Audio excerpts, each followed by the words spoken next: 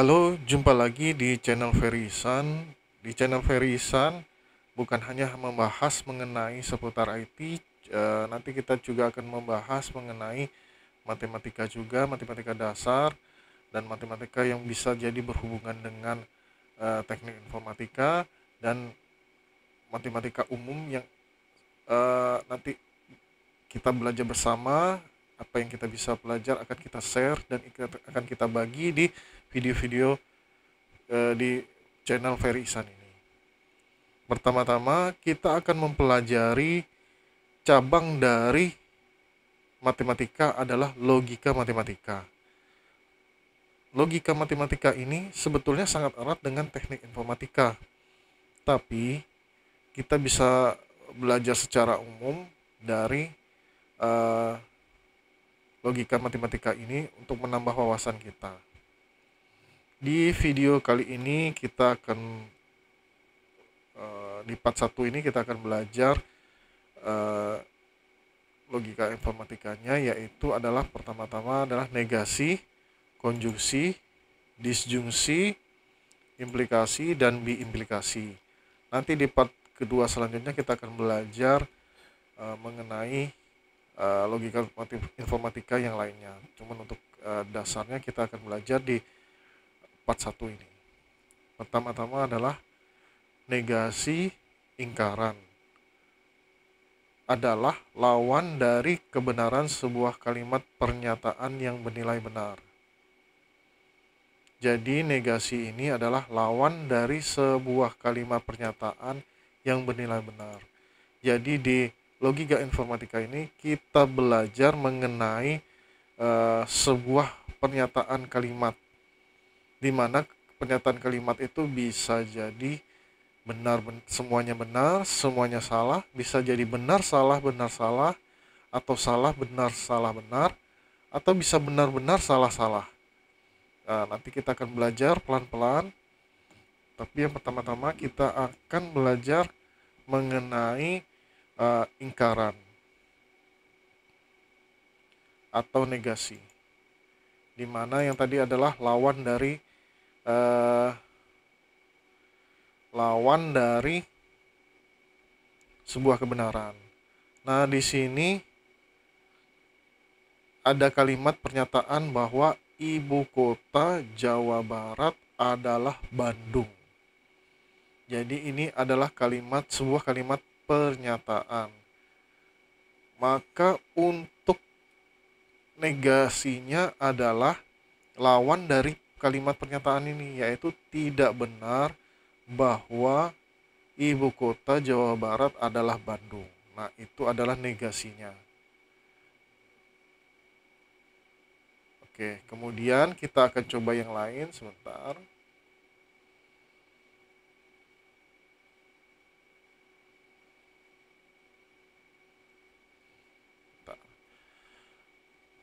Contoh selanjutnya adalah semua bilangan adalah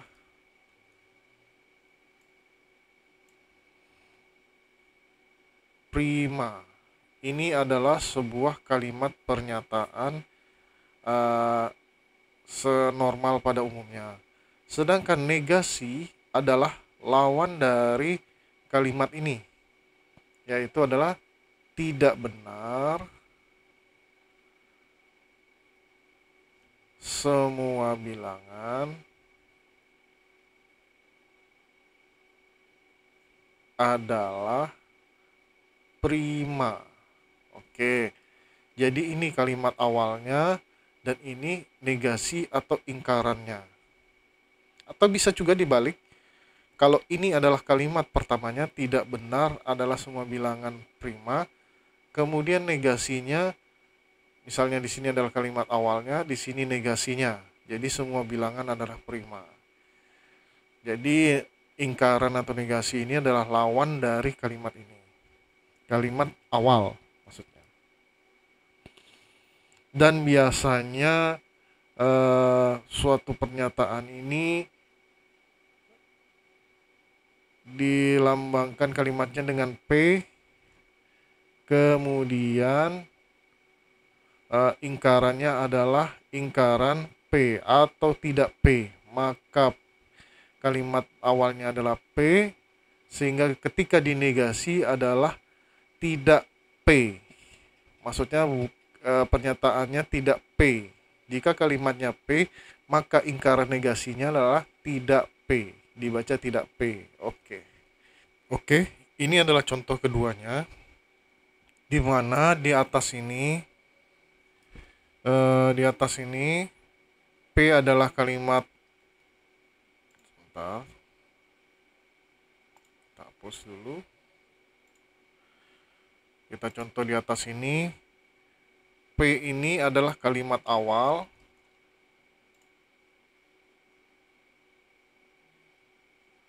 P ini adalah kalimat awalnya. Ini negasi P, lambangnya adalah gelombang P, kayak gitu. Jadi di sini, di mana kalimat awalnya adalah benar, ingkarannya adalah salah. Begitu pula sebaliknya, ketika kalimat itu bernilai salah. Apa sih bernilai salah itu? Misalnya yang bernilai negatif lah. Misalnya saya tidak ganteng, seperti bawah ini.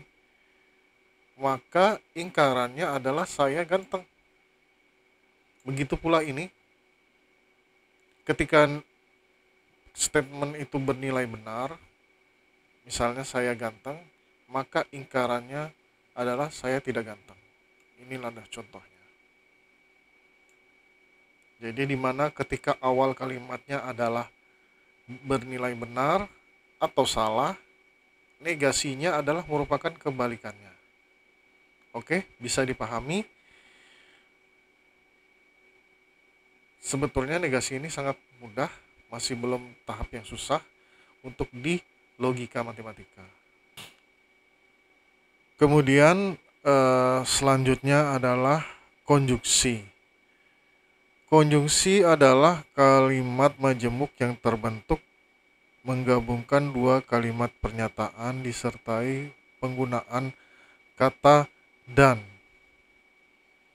Jadi konjungsi ini sebetulnya terdapat dua statement pernyataan, dan kemudian statement pernyataan ini adalah kalimat majemuk yang digabungkan disertai dengan penggunaan kata dan. Dan contoh selanjutnya, konjungsi ini adalah seperti di sini, di mana ada dua kalimat atau pernyataan. Yang pertama, pernyataan pertama adalah saya sedang makan. Kemudian pernyataan kedua adalah saya sedang minum. Kemudian kita akan gabungkan kalimat ini ke dalam sebuah kalimat konjungsi, yaitu kalimat majemuknya adalah saya sedang makan, dengan catatan di sini adalah dan sebagai penghubung dari dua pernyataan tersebut, yaitu saya sedang makan dan minum. Jadi tidak perlu tidak perlu saya sedang makan dan saya sedang minum, karena sama saja. Jadi dihubungkan dengan kalimat pernyataan dan, sehingga saya sedang makan dan minum. Ini adalah pernyataan kalimat awal yang bernilai benar. Jadi kalimat 1 dan kalimat 2 adalah pernyataan benar jika kalimat 1 dan 2-nya bernilai benar seperti di awal. Contohnya seperti ini. Saya sedang makan dan minum. Jika saya mengacu daripada kalimat ini, saya sedang makan tapi tidak minum, karena kalimat awalnya saya sedang makan dan minum, maka kalimat tersebut salah, bernilai salah, karena tidak boleh salah satunya.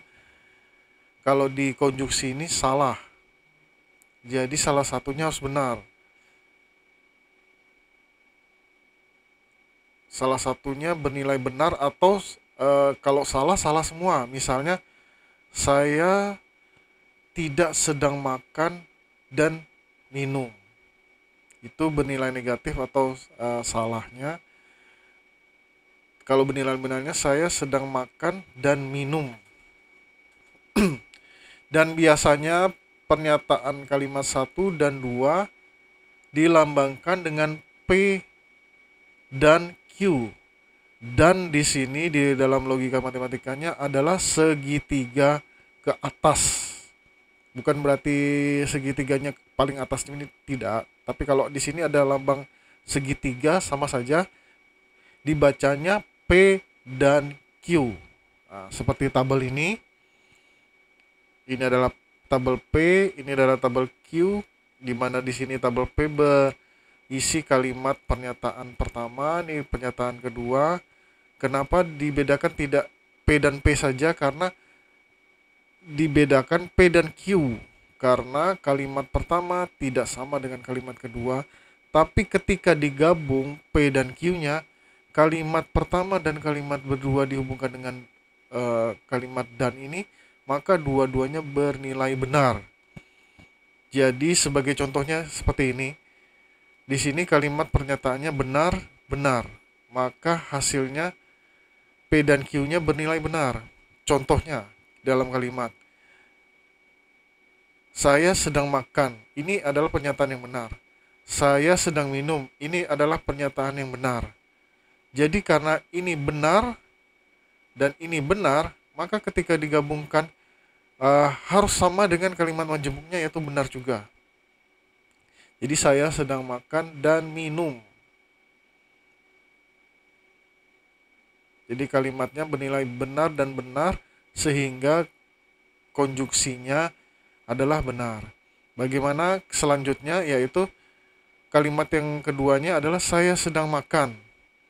Sedangkan di sini ada kalimat salahnya, saya sedang tidak minum. Jadi ketika pernyataan awalnya sedang minum tapi di sininya salah, artinya saya sedang tidak minum atau saya tidak sedang minum, maka pernyataannya salah. Jadi konjuksi harus dua-duanya benar, tidak boleh salah.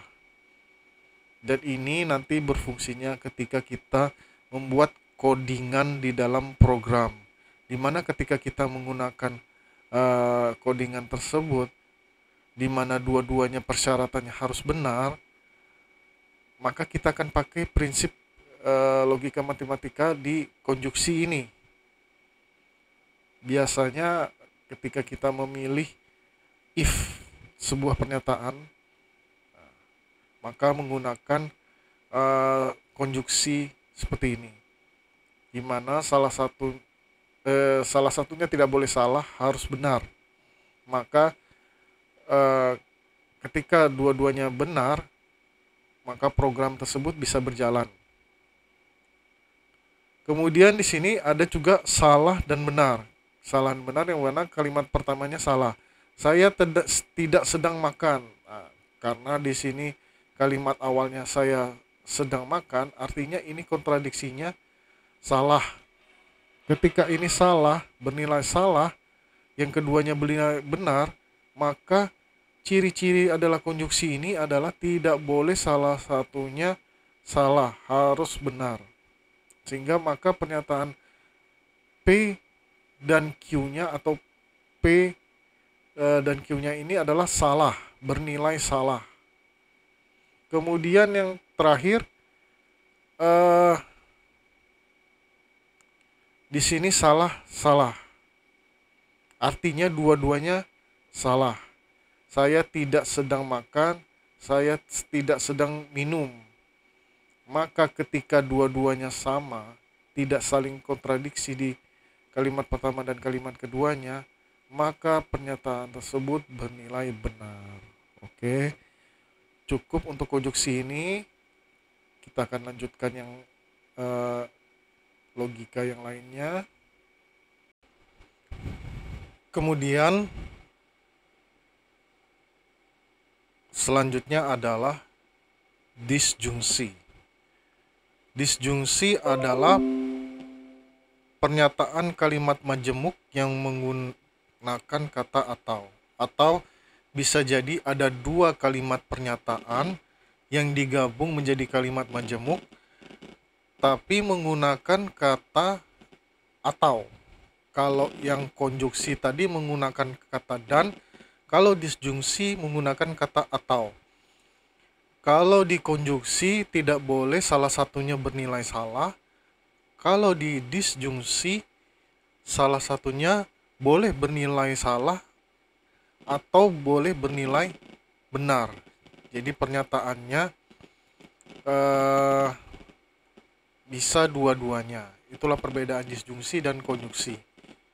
Kemudian ini contoh kalimat disjungsi, yaitu kita ambil contoh yang konjungsi kemarin, di mana kalimat pertamanya saya sedang makan, kalimat keduanya saya sedang minum. Sehingga kalau disjungsi menggabungkan kedua pernyataan ini dengan menggunakan kalimat atau, menggunakan kata atau. Sehingga kalimat majemuknya saya sedang makan atau minum. Jadi terdapat dua pernyataan yang sebenarnya merujuk opsi opsional. Misalnya saya sedang makan atau minum. Berarti kedua-duanya ini bisa dilakukan secara bersamaan atau tidak bersamaan. Kemudian kalimat ini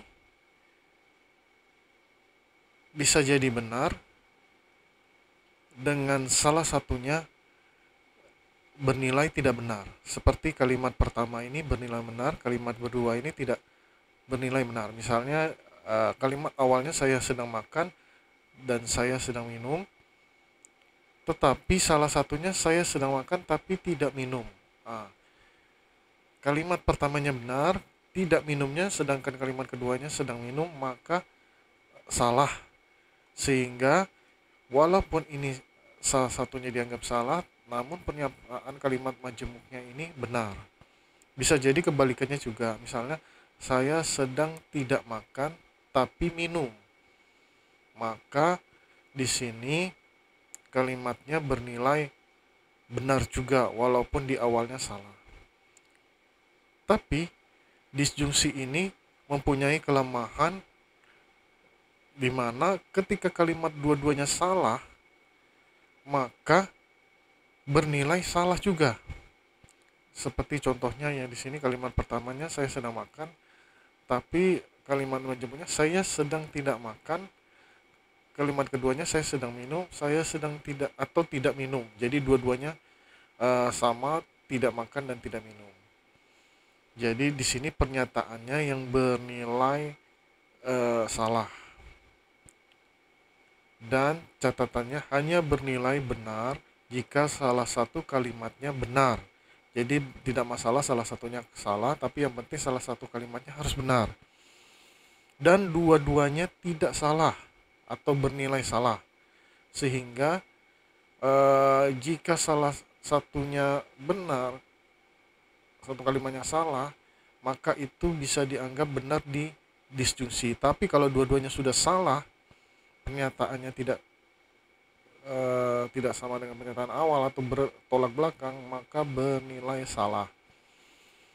Biasanya deal ini atau ini, maaf. Dan biasanya pernyataan satu atau dua dilambangkan dengan P, V, Q, tapi bukan V besar sebenarnya. Di sini ada segitiga ke bawah atau V kecil, Q kecil. Tapi V-nya ini maksudnya lebih ke segitiga bawah sebetulnya. Jadi kalimat pertama kita nyatakan dengan P, kalimat kedua kita nyatakan dengan Q. Jika kalimatnya benar, maka P atau Q-nya bernilai benar. Itu cara bacanya.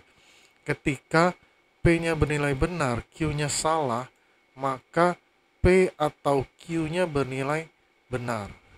Sebaliknya jika salah P-nya, Q-nya bernilai benar, maka juga sama P atau Q, atau kalau dalam bahasa codingannya P or Q. Nah, jadi sebetulnya nanti arahnya ke logik dalam pemrograman. Jadi P or Q atau P atau Q. Jadi jika kalimat awalnya salah, keduanya benar, kalimat pertamanya salah, keduanya benar, maka bernilai benar juga. Tapi jika P dan Q-nya salah, bernilai salah, maka P atau Q-nya juga bernilai salah.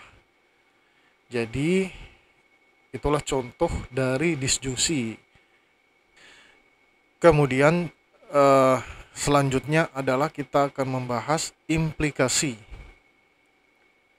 Implikasi merupakan pernyataan kalimat majemuk yang terbentuk dari dua pernyataan, yang sebetulnya dari dua pernyataan ini mengandung arti sebab akibat. Jika ini, maka ini.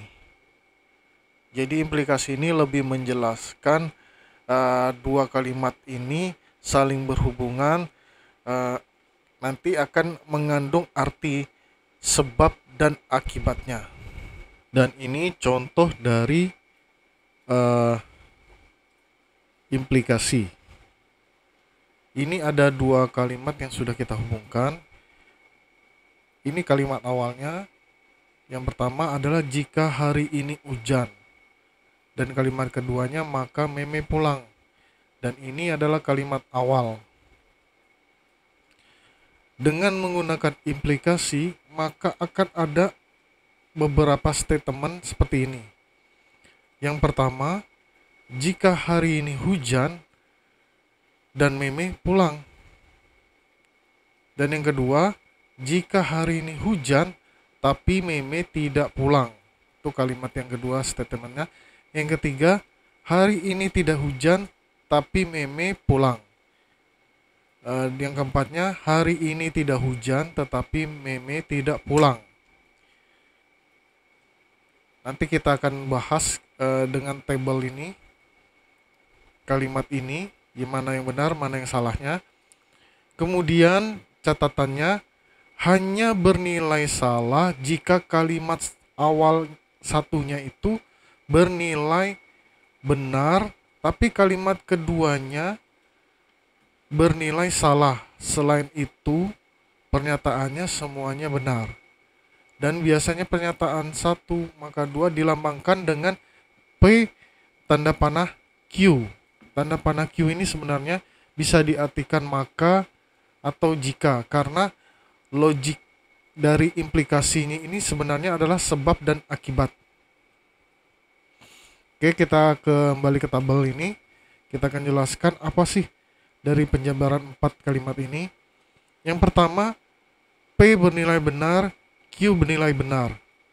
Bernilai benarnya di bagaimana? Di sini di nomor satunya, hari ini hujan. Maka kalimat awalnya hari ini hujan. Itu benar, sama kan? Q keduanya adalah dan Meme pulang.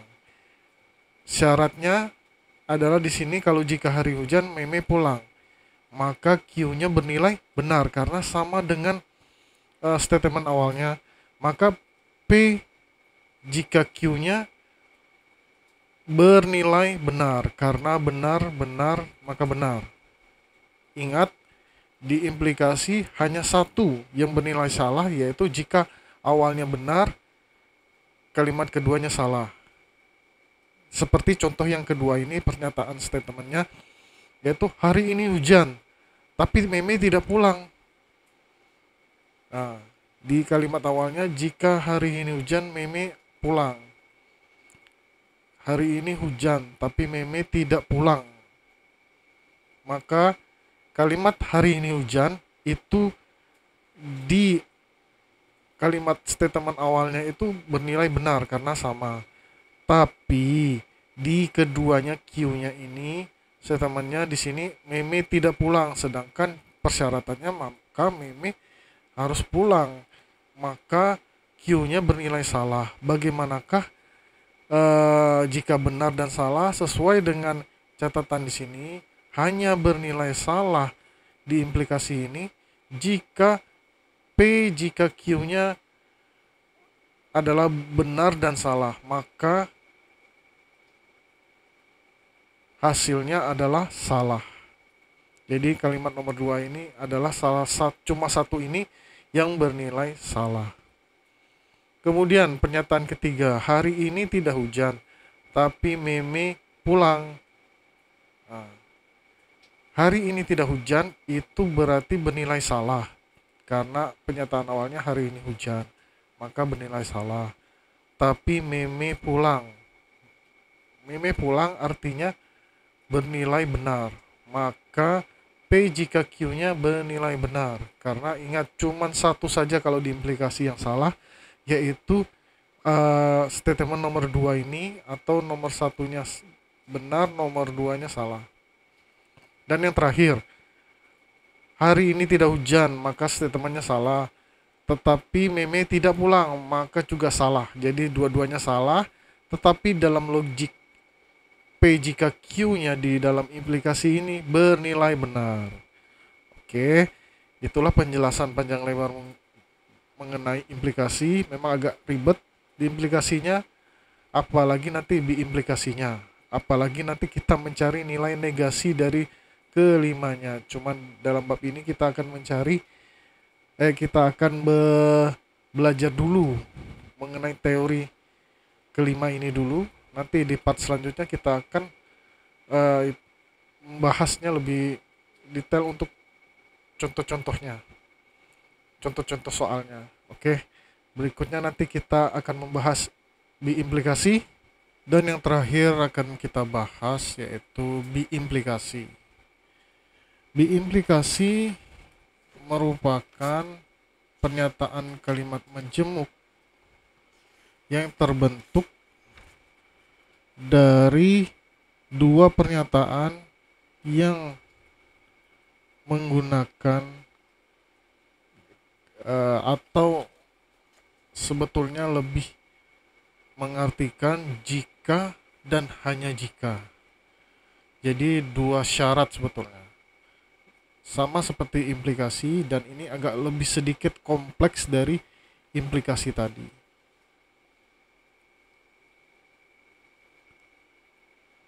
Dan karena ini menggunakan jika dan hanya jika, kemungkinannya pernyataan ini hanya ada dua kebenaran, yaitu kalimat bernilai semuanya benar atau kalimat bernilai semuanya salah. Oke, nanti kita akan ke contoh soalnya. Dan ini adalah contoh dari